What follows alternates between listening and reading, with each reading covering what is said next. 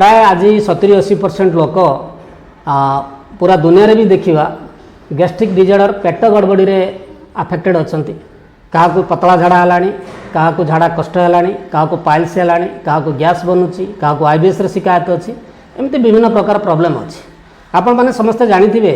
वयस्क लोक मैंने कहते 90% रोगर कारण पेट वास्तविक कथा कारण पेट जदि आपंकर सफा ना तो आपण शरीर केवे सुस्थ हो न पारे तेणु प्रथम आम पेटटा केमी सफा हम आम केमी पेटटा को सुस्थ रखिपर तापर चिंता करवा उचित। प्रथम कथा यदि हजम कथा को आम स्टडी करवा हजम पाई खाली जे पेट दायी सेटा नुह पूरा डाइजेस्टिव ट्रैक्ट जोटा कि आपंकर दांत बा पाटी पाखर स्टार्ट हो दांतर कम है जो आम खाद्य खाऊँ आमको सब कहुई आम जो पाठ पढ़ी भी कहुई आम साइंस टीचर कहते कि डॉक्टर मैंने भी कहते आप अधिक चोबातु चोबेवा द्वारा कौन हुए खाद्य पार्टिकल्स बहुत छोट छोट पार्ट हो जाए आमर जो सालिवारी ग्लैंड अच्छी से सालिवा बाहर आउ स्लिपी बनाए ता द्वारा इजिली आम पेट भीतर को सी चली जाए पुणी पाकस्थली को आसला भितर से एसिड कम्बिनेसन हुए एसिड ताको आउरी भी भल करके भांगे छोट करके भांगे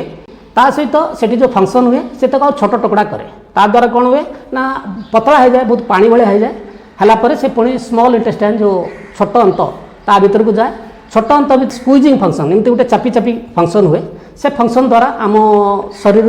आमर जो न्यूट्रिएंट्स अच्छी जो पोषक तत्व अच्छी शरीर ऑब्जर्व करनी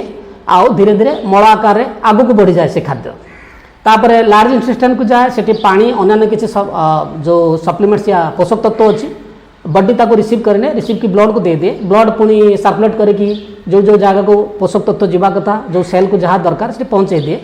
आउ जो बाकी वेस्टेज रहीगला जोटा ड्राइड अप हो जाए जोटा मल आकार बाहर जाए ये सबू जिनस या भीतर लिवर बहुत कम रहा लिवर किसी माने किसी जूस बाहर करे बाइल्स जहाँ कहती पित्त सेक्रेशन करे पित्तथली स्टोर हुए पित्तथली ठीक समय उपयुक्त मात्रा रे पित्त बाहर करने भी जरूरी हुए जदि से ठीक भाव में काम न करे पुणी हजम प्रोसेस रे असुविधा हुए ता सहित आमर जो पैनक्रिया अच्छी तार भी पैनक्रियाटिक जूस बाहर एमती गोटे अर्गान एपाई दायी नुह विभिन्न प्रकार अर्गान मुझे जहाँ कहली आप दांत टू नहीं मलद्वार पर्यंत लार्ज इंटेस्टाइन पर्यंत ये सब अर्गान एपाई दायी तेणु प्रथम कथा आम जमी हजम ना कौन चूरण भस्म खाई दिंती कि गोटे गैस्ट्रिक टैबलेट खाईदे कि गोटे आम डाइबल टाइप कौन गोटे एंटासिड खाईदे आम हजमटा ठीक हो जाए झाड़ाटा क्लीयर हो जाए कि समाधान नुह सीटा खाली झाड़ाटा को मेल्ट करके बाहर कर दिए आपणकर मेल्ट हो गले हजम प्रोसेस हजम होगी झाड़ाटा ठीक हो गले से समाधान नुह कारण आपण बॉडी भितर जो उद्देश्य आमर जोटा न्यूट्रिशन पोषक तत्व शरीर में ठीक भाव में समाहित हम आप सेल जाकि से समाहित हाँ यहाँ हूँ मुख्य जिनस तेणु आम जो हजम प्रक्रिया कथा चिंता करती आम बहुत जिनस को ध्यान दिखती से गोटे मुख्यतः आपणकर हजम माने डाइजेस्टिव ट्रैक्ट जो हजम जी सब चैनल रहा सहित लिवर कहीं लिवर एमती गोटे पार्ट आम बॉडी रे से ब्रेन भाया काम करे सेकेंड ब्रेन कहीपर जिते आम बॉडीर नेचुरल केमिकल्स दरकार हुए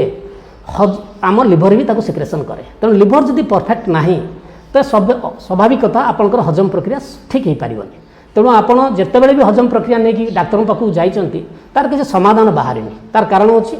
आम खाद्य भितर आज डेट्रे बहुत कंटामिनेसन आसूँ द्वारा आमर काफ़ी नुकसान होची चलते हजम को सहज करने सरल करने आम पाखे किसी सप्लीमेंट्स अच्छी जो एक्सपीरियंस रू मुझे मो पाखे बहुत भल सप्लीमेंट्स अच्छी जोटा कि आप हजम प्रोसेस माने पूरा हजम जो सिस्टम अच्छी स्ट्रंगर कर भर गोटे मुझे कहि गोटे जिट्रिजेल अच्छी यहाँ आपंकर हजम प्रोसेस को ठीक कराए डाइजेस्टिव ट्रैक्ट को ठीक कराए मजबूत कराए सब फंक्शन को एक्टिव कराए ता भीतर जो कंटामिनेसन हजम प्रोसेस भितर अच्छी आपंकर पेट्रे कहतु अंतनाड़ी हो से सबको विशोधन कराए ता सहित आउ गोटे आमर सप्लीमेंट्स अच्छी जोटा को आम सर्बियोजेल यहाँ आपंकर लिवर को सपोर्ट दब लिवर को बहुत स्ट्रंगर बनो लिवर में जब कौन प्रकार कंटामिनेस अच्छी फैटी लिवर अच्छी लिवर इनएक्टिव अच्छी बाइल सेक्रेशन ठीक से हो ना सब बहुत कमी हम ता सहित आउ गोटे लिवर को सपोर्ट देवाई हेपर फर्मुला करके आम गोटे कैप्सूल अच्छी आम बिगिनिंग रे ये तीन को स्टार्ट करूँ ये तीन स्टार्ट हवा द्वारा आप 15 दिन मसे भितर आपंकर हजम प्रोसेस रे इम्प्रूवमेंट आसी आप जानीपर तेणु ये प्रोसेस को एमती गोटे मसरे समाधान हो पार ना समाधान आम करें ये प्रोसेसटा कंटिन्यूअसली जदि आपंकर बेसी सीरीयस अच्छी 6 मास भली ट्रिटमेंट चलो जोटा कि 6 मास ट्रिटमेंट पर आपड़ प्राय 10 वर्ष 15 वर्ष बैक को चली आप हजम प्रोसेस रे आपंकर हजम ट्रैक बहुत स्ट्रंगर हो पार तेणु मोर एडवाइस आपण मैंने ये सप्लीमेंट्स आश्रय नियंतु कहीं हजम प्रोसेस को ठीक करूँ ता द्वारा कौन हम सबुठ बड़ कथा हम आप जहाँ खाऊँ आपण शरीर लगे आपंकर अन्य जो रोग जो लंबा पीरियड सुगार हो बीपी हो जॉइंट्सर प्रोब्लेम हो एथिरे भी सुधार आसो तेणु मोर कौन कह अनुरोध कहि नवेदन कहि कहीं हजम पाई आउ किसी तरीका ना एलोपैथिक एक प्रकार फेल तेणु ता सहित आप डाएट प्लान भी टी करेंगे खाଇବା भितर सरलता आणतु है सिंपल खातु अधिक पानी नियंतु